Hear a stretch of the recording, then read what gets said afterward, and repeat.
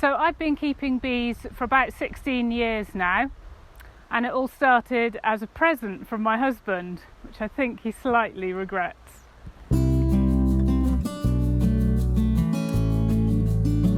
My name's Linda Davis and I'm the Farming Connect Knowledge Exchange Manager, but in my spare time I'm a beekeeper. So I enjoy working with the bees because they're a really good distraction from everything else that's going on in life, particularly over the last 12 to 15 months. So when you're actually working with the bees and you're inspecting them and going through them in the colony, the really sort of quiet, gentle hum that they produce is really calming, and it's just a really nice hobby to have. So it is quite a time commitment, but that obviously depends on how many hives you have. If you've just got 1 or 2 hives, then it's probably going to take you maybe 1 to 2 hours a week to look after them in the summer. In the winter, a lot less. But if you're producing enough honey to sell, then that's much more of a time commitment. So then you need to consider whether you've got that time available to you to be able to look after the bees properly. In the summer, you need to be doing weekly inspections. And then you're looking for things like, are they preparing to swarm? Do they have enough space for all the honey they're bringing in? And just checking on their general health and welfare.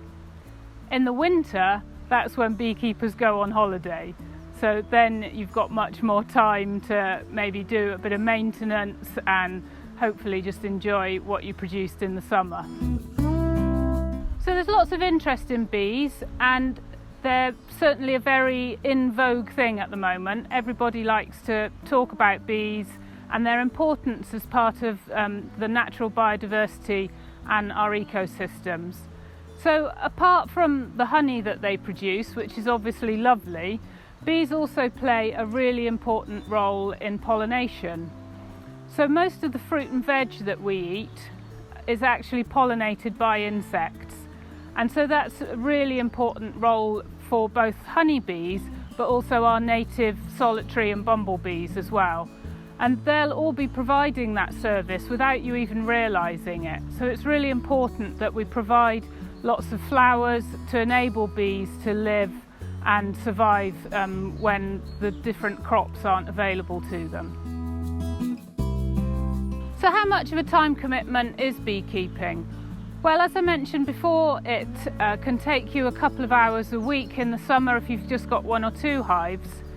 But if you're producing enough honey to be able to sell it, and maybe some of the other products as well that you can get from beekeeping, then it's much more of a time commitment. So it is possible to make an additional income from bees, but it really depends on what scale that you're able to operate at. And commercial beekeepers, where they are making enough money to be able to make a living from it, they're probably keeping in excess of 100 hives. So that is a huge time commitment, a huge resource in terms of cost, equipment, and all the resources that you need. So it really does depend on what your business interests are and what sort of time commitment you've got. Now there's lots of other products that bees produce as well, not just honey. So bees also produce wax, and that's really important for use in candles and cosmetics, and there's lots of different products that you can get involved in making there. Bees also collect pollen, and some people will harvest that pollen and use it in health foods. So if you see pollen available in health food shops, that's been collected from the beehives. But that does require specialist equipment to do that, so it's not quite such an easy thing to collect. There's a couple of other products that bees produce, royal jelly being one of them. And that's a product that they produce to feed to their young bees. That also requires specialist equipment to harvest it, but that's really important and used extensively in health food products and cosmetics as well. And then finally, the other product that bees produce is something called propolis. It's a sticky, resinous product that they collect from sticky tree buds, and they use it as an antibacterial in their hives. And again, it has health promoting qualities and is used in health food products and cosmetics as well. So they're the sorts of things that you may have seen in different products in health food shops, but they do require a little bit more knowledge and experience and equipment to be able to collect those. So getting started in beekeeping, you're obviously going to need a bit of equipment. You'll need a hive and you'll need some bees. And I think it's fair to say that these things aren't cheap, and so it's really important to get some advice before you start investing. The important thing when you come to buy some bees is to buy local bees. Now, if you look on the internet, you can buy bees that have been imported from another country, and those bees have probably come from either Greece or Italy, so they're used to a Mediterranean climate, which, despite the sunshine we've got today, that's not really what we get in Wales. And to be honest, the bees just don't do well.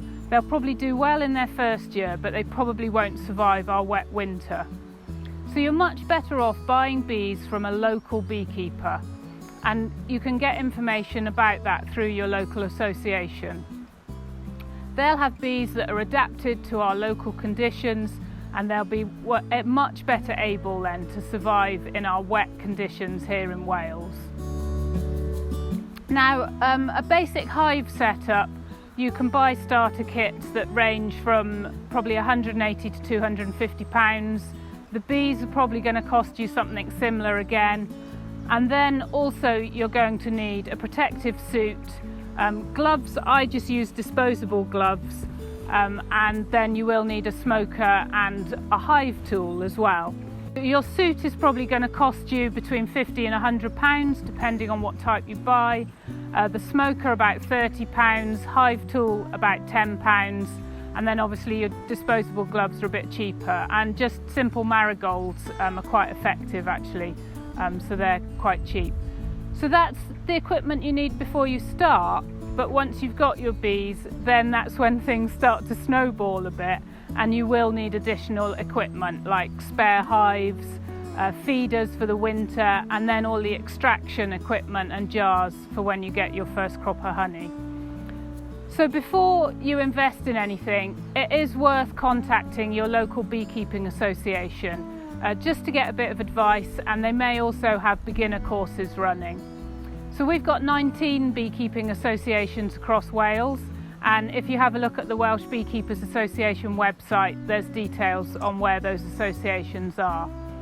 And also through Farming Connect there's some support available as well, so it's worth speaking to your local development officer to see what support and mentors are available on beekeeping.